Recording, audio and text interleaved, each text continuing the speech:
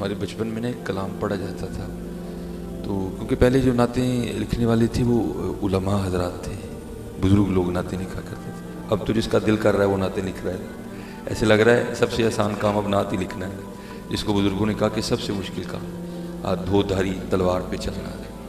تو اب بس پھر جو اگر لکھنے والے ایسے ہیں تو پھر آگے پڑھنے والے احباب بھی ایسے ہی ہیں۔ تو ہمارے بچپن میں نا یہ کلام بڑا زیادہ پڑھا گیا، اور ہمارے بچپن کی جو نعتیں تھیں ان میں کمال یہ تھا کہ وہ نعت بھی ہوتی تھی، ساتھ وہ عقیدہ بھی ہوتا تھا، ساتھ فکر کو بھی غذا مل جایا کرتی تھی، ایک چیز کہیں کہیں کام کر دیا کرتی تھی۔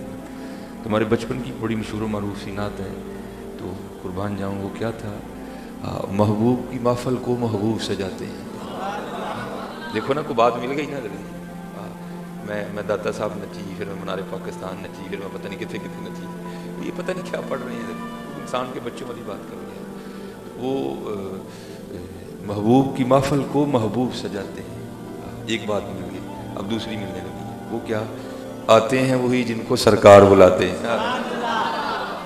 یہ جو ہم محفلوں میں آ کے خالی چلے جاتے ہیں، اس کی ایک بہت بڑی وجہ یہ بھی ہے کہ ہم سارے یہ سمجھ کے آئے ہوتے ہیں کہ جی میں آیا ہوں، میں نہیں آیا، وہی آیا ہے جس کو انہوں نے بلایا ہے۔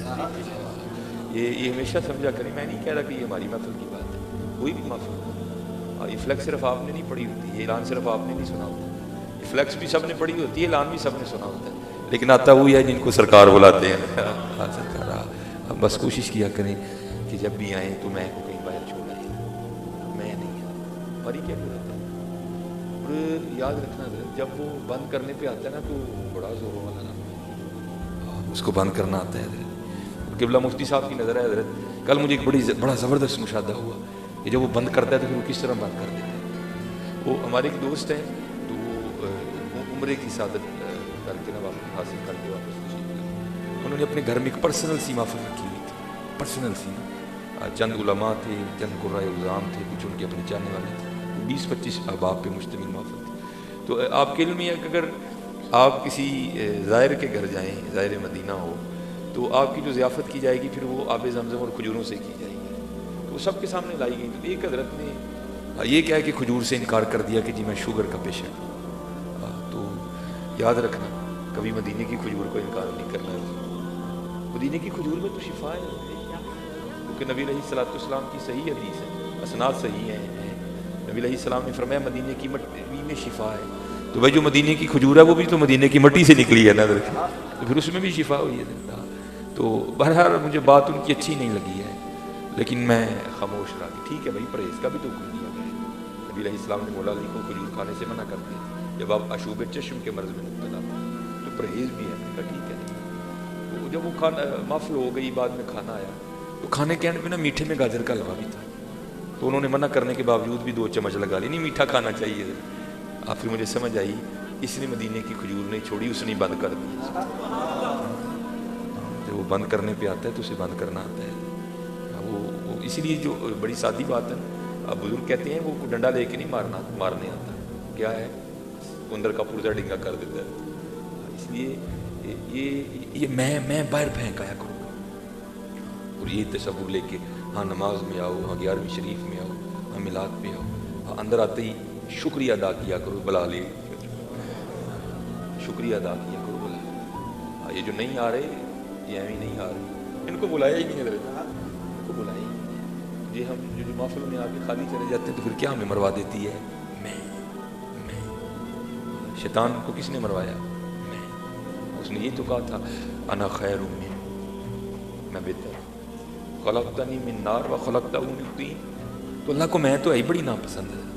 یہ ہوتا ہے نا کہ اتنا جو لاڈلا ہو، جس کو زمین سے بلایا ہو، جس کو ملائکہ کا امام کیا ہو، ایک موقع تو دیتے نا اس کو، وہی باز آ کیا کر رہا ہے تو اس طرح نہ کر، نہیں حضرت اسی وقت آڈر آ گیا وَاسْتَكْبَرَ وَكَانَ مِنَ الْكَافِرِينَ۔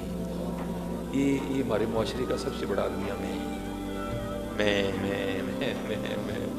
اور جو ہماری آگے ینگ جنریشن ہے نا، ان کی بھی مجھے سمجھ نہیں آ رہی، یہ بھی بس کیا کرتے ہیں، اسٹیٹس ہی لگا دیتے ہیں، بات کی گہرائی میں نہیں جاتے۔ یہ آپ سونگ سکتے ہیں، یہ آتے ہوئے میں بھی تھوڑا سا عطر لگا کے، خوشبو تھوڑی سی آ رہی، اور میں نے کوئی شیشی نہیں ڈھیلی اپنی، 2-4 بوندیں لگائیں گی تو خوشبو آ رہی۔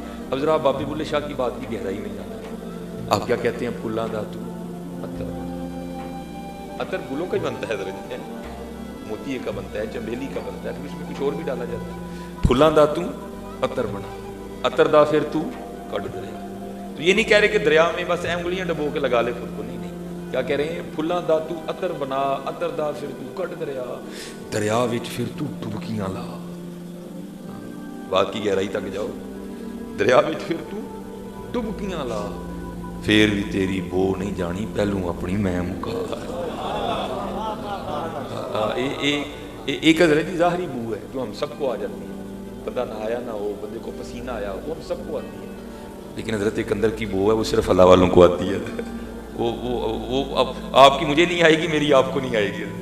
वो अगर को अल्लाह वाला मिल गया तो वही बताएगा कि अंदर की निक बो है। फुलां दा तू अतर बना, अतर दा फिर तू कट दरिया, दरिया विच फिर तू डुबकियां ला, फिर भी तेरी बो नहीं जानी, पहलू अपनी मैं मुका। ये मैं मरवा देती है। हराने वाला यही जोन में आया बैठा जी, कट गल के मैं आया नहीं, हजरत तू नहीं आया भाई, तुझे बुलाया है, तेरी क्या जरूरत है कि तू आ जाए। वो तो कहते हैं ला ततहर्रक ज़र्रतन इल्ला बिइज़्निल्लाह, हमारे इज़्न के बगैर तो ज़र्रा भी नहीं हिलता, तू 6 फुट का बंदा किवें हिल गया। नहीं, ये रंग है सारे बात से, ये मैं से बचो। और ये इतनी गंदी बीमारी है हजरत कि जिसको लग जाए ये उसका कुछ भी नहीं छोड़ती।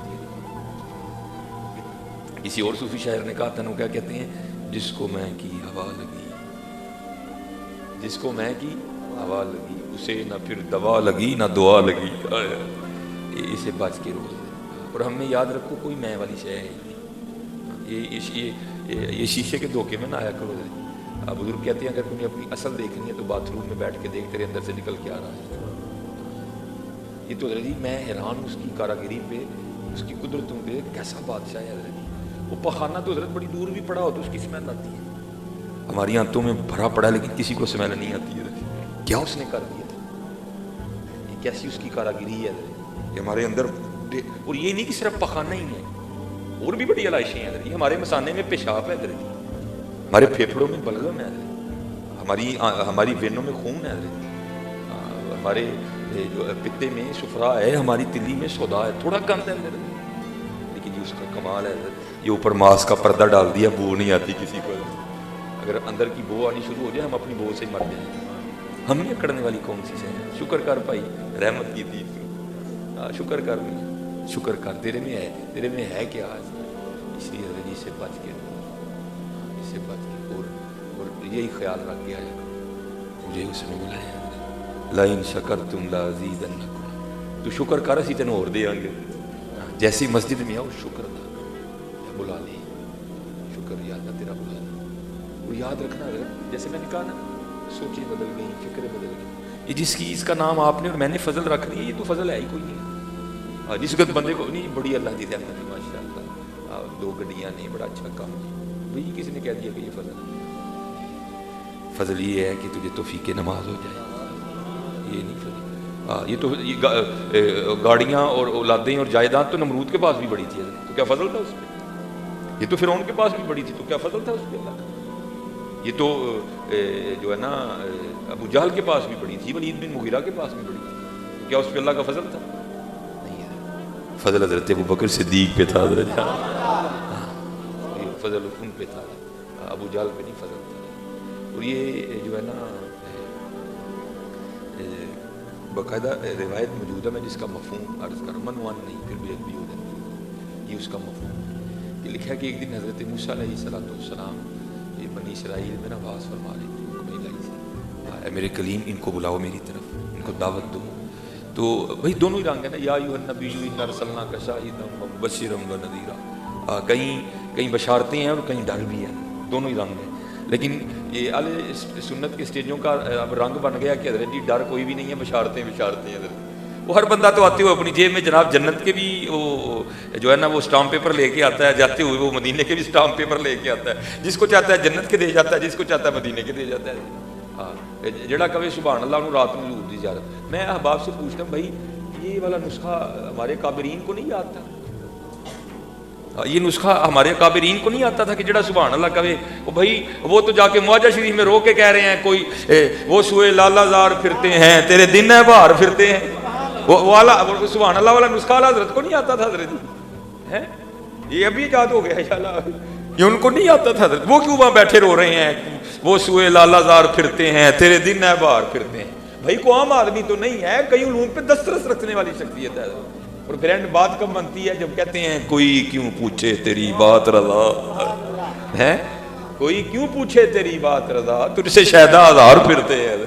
یہ نسخہ ان کو نہیں آتا تھا سبحان اللہ والا، جڑے اج کہن سبحان اللہ تو انہوں نے استغفاری تو بات بھی نہیں کرنی چاہیے. یا نعوذ باللہ من ذالک، حضور نبی علیہ الصلوۃ والسلام ہمارے پابند ہیں، بادشاہ ہیں بھائی، جس کو چاہے نواز دے، ایسے نہیں ہوتا ہے یہ. اور ہاں صرف یہ ہے کہ جو یہ نبی علیہ السلام اور قرآن جدا نہیں ہے حضرت جی. ہاں جو نبی علیہ السلام وہی قرآن، جو قرآن وہی نبی علیہ السلام، جدا نہیں ہے حضرت. یہ نہیں کہ قرآن کچھ کہہ رہا ہے تو ادھر کچھ ہے، نہیں، جو حضور کر رہے ہیں وہی قرآن ہے، جو قرآن کہہ رہا ہے وہی حضور کر رہے ہیں. ہاں یہ جدائی والی تو بات ہی کوئی نہیں ہے. صرف یہ ہے کہ قرآن پہ چلو، حضور کی سنت پہ چلو، پھر سبحان اللہ والا معاملہ نہیں، پھر وہ خود ہی نواز دیں گے. یہ کشف المعجوب شریف میں لکھا ہے کہ جب حضرت ذنون مصری کا انتقال ہوا، اس رات 40 اولیاء کو خواب حضور نبی علیہ السلام کی زیارت، جو کئی سالوں سے رو رہے تھے. حضور قدید کرم فرماؤ ہیں، یقین ہے آپ ہر عاشق کے گھر تشریف لاتے ہیں، میرے گھر میں بھی ہو جائے چراغاں یا رسول اللہ. جو کئی سالوں سے رو رہے تھے حضرت جی، تو کیا ہوا 40 اولیاء کو اس رات خواب میں حضور نبی علیہ السلام کی زیارت ہوئی. اور ان 40 نے سوال کیا ہے اللہ کے محبوب علیہ الصلوۃ والسلام آج کس طرح کروں؟ تو آپ نے فرمایا میرے ذنون مصری کا انتقال ہو گیا، میں اس کی روح کے استقبال کے لیے آیا ہوں.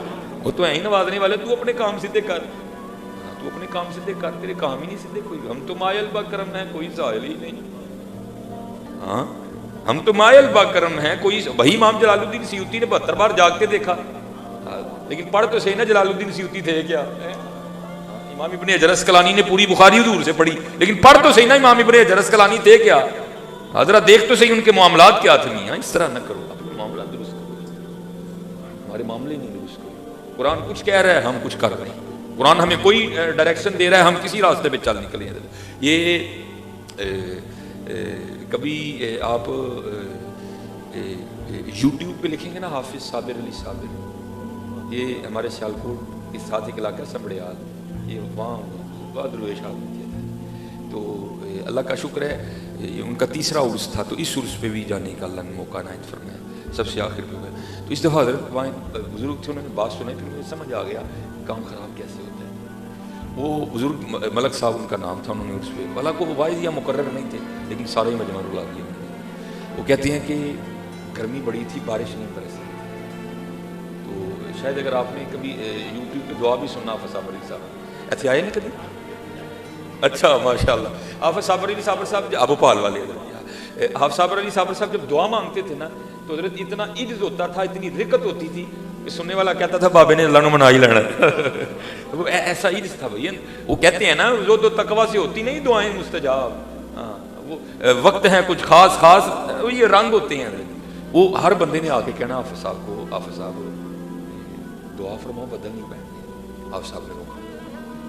پھر جو یہ خاص ہوتے ہیں پھر ان کے کو خفیہ رابطے بھی ہوتے ہیں، ان کو بتا دیا جاتا ہے کہ بارش کیوں نہیں برسی. ملک صاحب کہتے ہیں کہ مجھے کیونکہ مدرسہ تھا حفظ القرآن کا حافظ صاحب کا، کہتے ہیں حافظ صاحب نے ایک بچہ بھیج کے مجھے بلایا، میں گیا.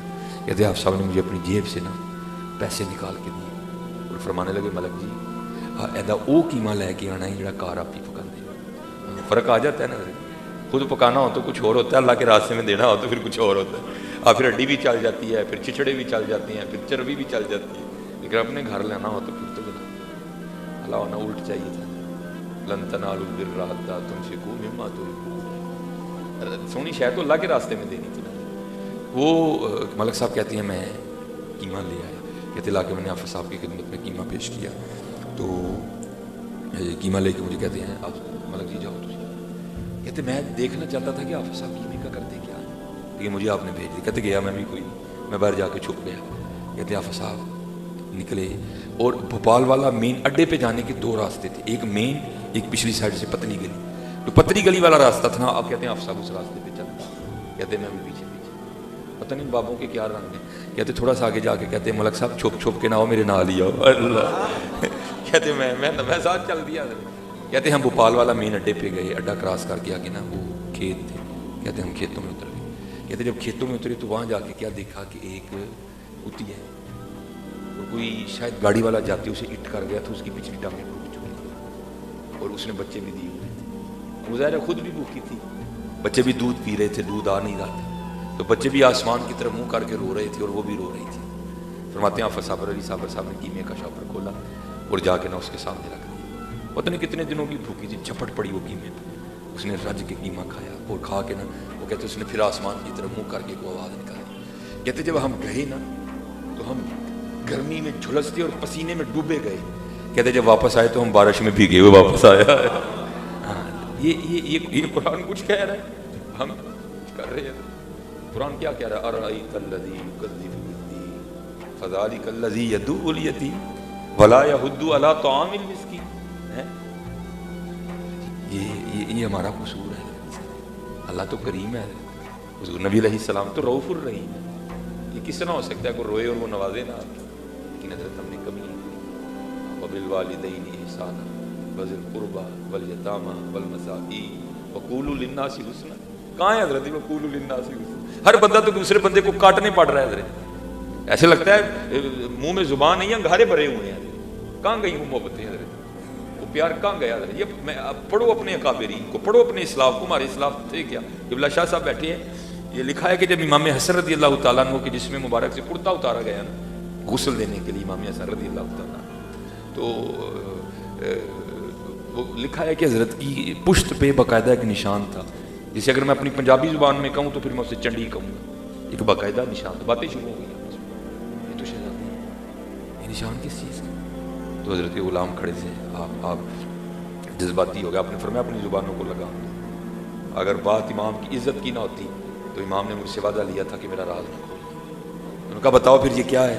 आपने फरमाया ये निशान उन बोरियों के हैं जो इमाम हसन रात के अंधेरे में अपने कंधे पर उठाकर यतीमों के घरों में छोड़ने जाया करते हैं। भाई तकरीर मुझे भी बड़ी आती है, हाँ, उन्हीं को तो मैं गर्दाना मला मला के हज़रत जी मसीद से आते चौकला, लेकिन मेरे महबूब की उम्मत को आज तरबियत की ज़रूरत है। आज हमें कोई नहीं मार रहा, हम ही एक दूसरे को मार रहे हैं। आज मेरे महबूब अलैहिस्सलाम की उम्मत को तरबियत की ज़रूरत है। मोहब्बत करो एक दूसरे के साथ।